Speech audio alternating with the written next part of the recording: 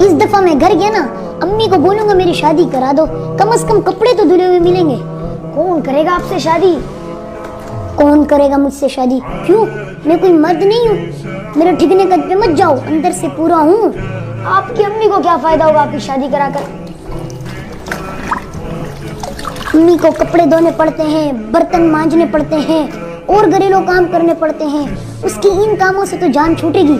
बोलना यार, अम्मी मान जाएगी? मुझे क्या पता मानेगी नहीं मानेगी। मैं तो फेल भाई के वलीमे में गया था ना, तो फेल भाई कहते हैं मेरी शादी हुई थी ना तो मैंने ऐसे ऐसे घूंघट उठाया था।